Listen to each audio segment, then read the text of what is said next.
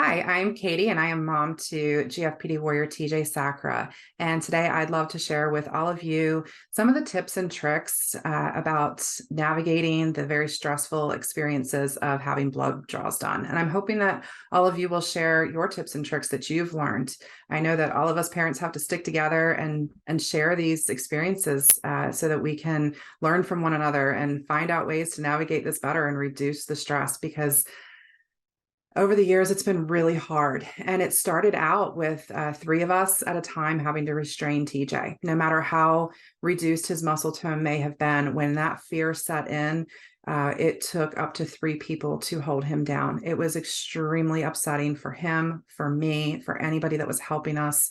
And so, we were able to move away from that. And I'm so grateful. And I just wanted to share that one of the things we did, it didn't come easy at all. It took many years for it to happen.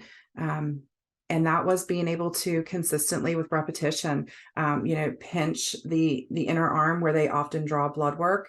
And in a medical environment, while we did that, we were able to communicate to him and help him anticipate that the blood work was going to happen, and that he needed to sit for this. And it took a really long time for this to happen. This is, like I said, years in the making, but we are at the point where I only have to hold his arm now, which I never thought we would get there. I know all you parents listening are knowing how painful it is to have to see your child in pain and scared and just not understand what is happening and not be able to communicate that we have to do this. This is to help you. Another thing that we did was we did not keep him in his wheelchair. And that's okay if you choose to do that. For us, we thought it was a really fast way to communicate that everything was done and that the wheelchair represented more of a safety area. We didn't allow anything upsetting to him to happen in the wheelchair. And so, a lot of times after blood work, you can't get up and leave really fast. And so this allowed him a safe space to understand. And you could see in his facial expression, in his respirations, in his body language, that he was calming immediately as soon as he returned back to being able to sit in his wheelchair. And so that allowed us to finish up anything we needed to with the lab technicians and allow him to calm.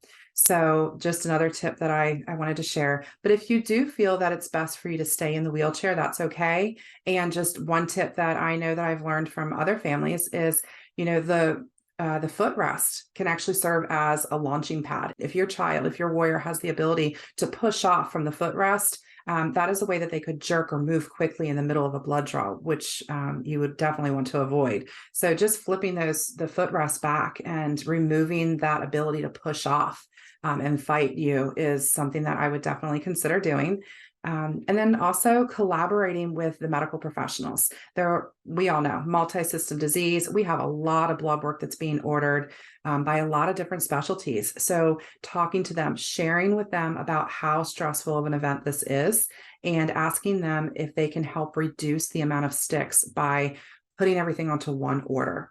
A lot of times, if you're in a big hospital system, that's a little easier to do. It may take a little bit more, work to be able to make that happen if it's not all in the same hospital system. But I would definitely try to do that. And if you have any testing coming up that's going to require sedation, even better, because you can ask them to put all of it on one order and have it done when your warrior is under sedation. And then there wouldn't be anything upsetting or added stress, I should say, during that medical experience.